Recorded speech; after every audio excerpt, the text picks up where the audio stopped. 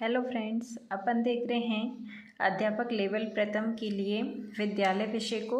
और इसी कड़ी में हम हिंदी सब्जेक्ट में अभी क्रिया वाला टॉपिक को पढ़ रहे हैं। इससे पहले हम संज्ञा, सर्वनाम, विशेषण आदि को पढ़ चुके हैं। अगर आपने अभी तक इनके वीडियोस क्लासेस नहीं देखी हैं तो आप चैनल पर प्लेलिस्ट में जाकर के इनको देख सकते हैं और अपने सुंदर से नोट्स बना सकते हैं और उनसे अपनी तैयारी को परफेक्ट कर सकते हैं। ठीक है फ्रेंड्स, अभी हम क्रिया वाले टॉपिक में पढ़ रहे हैं।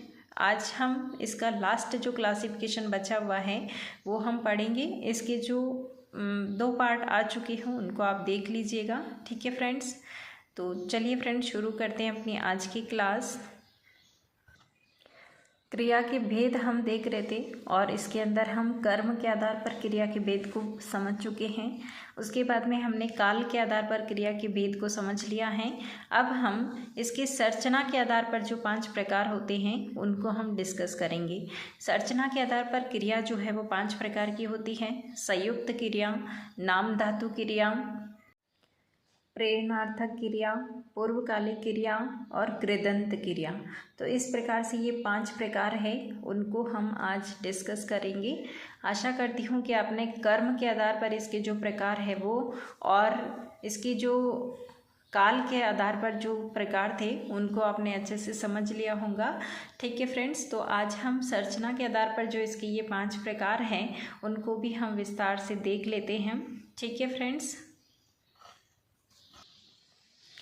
संरचना के आधार पर क्रिया के जो प्रकार है, वाक्य में क्रिया का प्रयोग कहाँ किया जा रहा है और किस रूप में किया जा रहा है, इसके आधार पर हम जो भेद बनाए गए हैं वो कहलाते हैं संरचना के आधार पर क्रिया के प्रकार।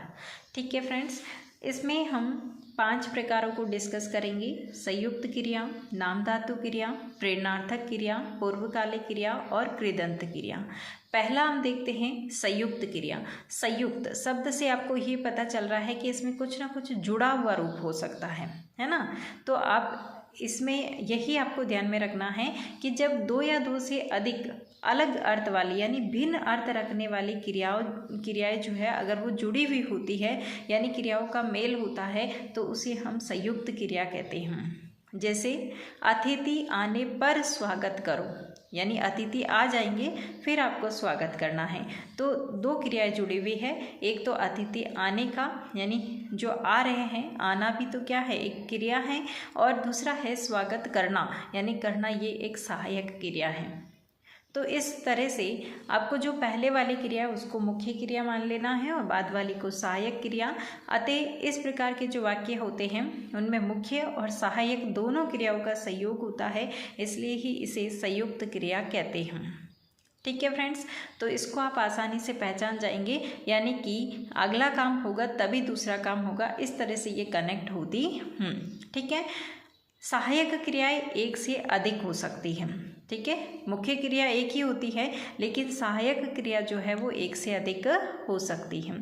ठीक है फ्रेंड्स, आशा करती हूँ कि आपको ये वाला प्रकार समझ में आ गया होगा। नेक्स्ट हम देखते हैं नाम धातु क्रिया।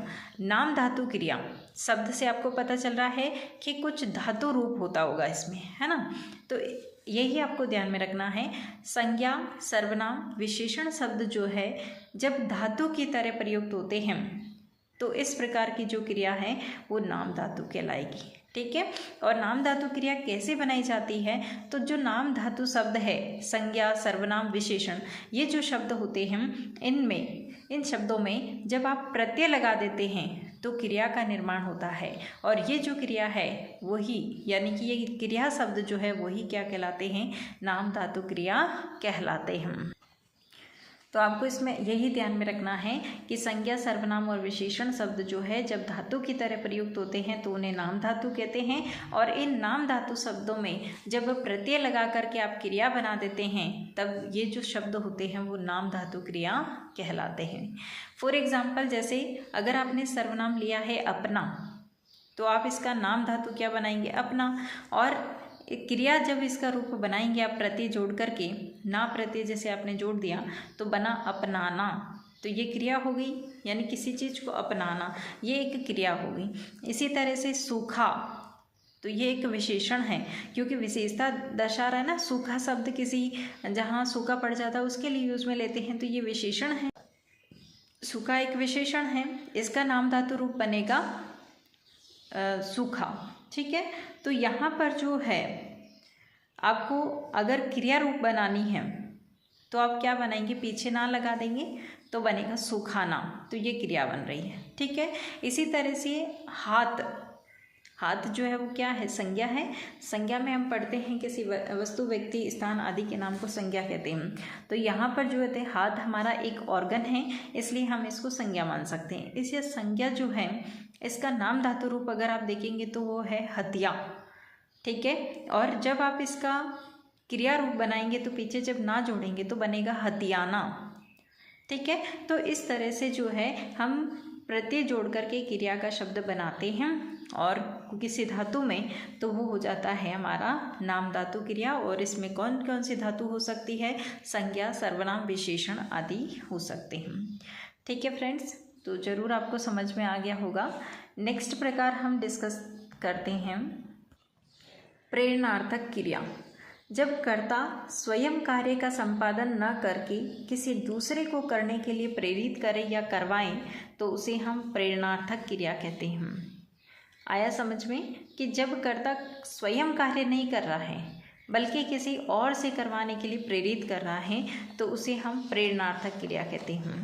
जैसे बहुत सिंपल सा एग्जाम्पल है कि सरपंच ने गांव में तालाब बनवाया। अब आपको इस वाक्य में ये पता चल रहा है कि सरपंच ने ओनली ऑर्डर दिया है, लेकिन काम तो किसने किया है, वहाँ के लोगों ने। ठीक है, तो इस वाक्य में सरपंच ने स्वयं कार्य नहीं किया है बल्कि अन्य लोगों को करने के लिए प्रेरित किया है कि उस तालाब का निर्माण आप करें। तो ये इस तरह की जो क्रियाएं होंगी वो प्रेरणार्थक क्रिया होगी, यानी किसी की प्रेरणा से प्रेरित होकर के कार्य करना प्रेरणार्थक क्रिया होती है। नेक्स्ट अगर आप इसका प्रकार देखेंगे तो वो है पूर्वकालिक क्रिया। पूर्वकालिक यानी पहले संपन्न होने वाली या पहले के काल में संपन्न होने वाली क्रिया। जब किसी वाक्य में दो क्रियाएं प्रयुक्त हुई हो तथा उसमें से एक क्रिया दूसरी क्रिया से पहले ही संपन्न हो गई हो तो पहले संपन्न होने वाली जो क्रिया है वो ही क्या कहलाएगी, पूर्वकालिक क्रिया। ठीक है, तो ये ध्यान में रखना है। देखो संयुक्त क्रिया में हमने ये कहा था कि दो क्रियाएं आपस में जुड़ी हुई होती है, और यहाँ पर ये है कि दो क्रियाएं जुड़ी हुई तो होती है लेकिन दोनों जो होती है जब एक क्रिया होगी तभी दूसरी क्रिया जो है वो संपन्न होगी। और इन क्रियाओं का लिंग, वचन, काल आदि का कोई प्रभाव नहीं पड़ता है। इन क्रियाओं पर लिंग, वचन, काल आदि का कोई प्रभाव नहीं पड़ता है। यह अवयव तथा क्रिया विशेषण के रूप में ही प्रयुक्त होती है। मूल धातु में अगर आप कर लगा देते हैं,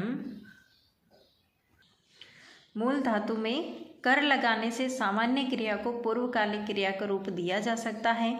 जैसे बलवीर खेल कर पढ़ने बैठेगा, यानी पहले वो खेलेगा और उसके बाद वो पढ़ने बैठेगा। इसी तरह से वह खाना खाकर सो गया, यानी पहले उसने खाना खाया और फिर वो सो गया। तो इस तरह से यानी एक कार्य संपन्न हो जाती है और फिर दूसरी जो है संपन्न होती है। ठीक है फ्रेंड्स, पूर्वकालिक जो क्रिया होती है उसका एक रूप आप तात्कालिक क्रिया भी मान सकते हैं, क्योंकि इसमें एक क्रिया के समाप्त होते ही तत्काल दूसरी क्रिया घटित होती है। अतः इसलिए जो है यानी कि ये क्रिया जो है वो तत्कालिक क्रिया भी कहलाती है, क्योंकि जैसे ही एक क्रिया खत्म हुई तुरंत दूसरी क्रिया जो है वो स्टार्ट हो जाती है। जैसे पुलिस के आते ही चोर भाग गया, यानी पुलिस आते ही, पहुंचते ही चोर जो है वो भाग चुका है। तो इस तरह से आशा करती हूँ कि आपको पूर्वकालिक क्रिया जो है वो आराम से समझ में आई होगी। आप इसको पॉज करके वीडियो को आप अपने नोट्स जो है वो रेडी में कर सकते हैं। ठीक है फ्रेंड्स, नेक्स्ट हम इसका लास्ट जो प्रकार है वो डिस्कस कर लेते हैं। लास्ट इसका प्रकार है कृदंत क्रिया। कृदंत क्रिया जो है वो क्रिया शब्दों के अंत में प्रत्यय के योग से बनी हुई क्रिया होती है। क्रिया शब्दों के अंत में प्रत्यय योग से बनी क्रिया कृदंत क्रिया कहलाती है, और क्रिया शब्दों में जुड़ने वाले जो प्रत्यय होते हैं वो कृत प्रत्यय कहलाते हैं। ठीक है। और कृत प्रत्यय के योग से ही बने हुए जो शब्द होते हैं वो क्या कहलाते हैं? कृदंत कहलाते हैं। ठीक है फ्रेंड्स, तो आशा करती हूँ कि आपको कृदंत क्रिया भी समझ में आई होगी, जिसमें हम प्रत्यय के योग से जो क्रिया बनाते हैं उसको हम कह देते हैं कृदंत क्रिया। ठीक है, क्रिया और फिर कृदंत क्रिया। जैसे क्रिया है चल, तो इसका कृदंत क्रिया बनेगा चलना, चलता, चलकर, इस तरह से। और लिख अगर क्रिया है तो उसकी कृदंत क्रिया होगी लिखना, लिखता, लिखकर, इस तरह से जो है ये क्रिया के जो संरचना के आधार पर 5 प्रकार थे वो हमने डिस्कस कर लिए हम। ठीक है फ्रेंड्स, ज़रूर आपको समझ में आए होंगे।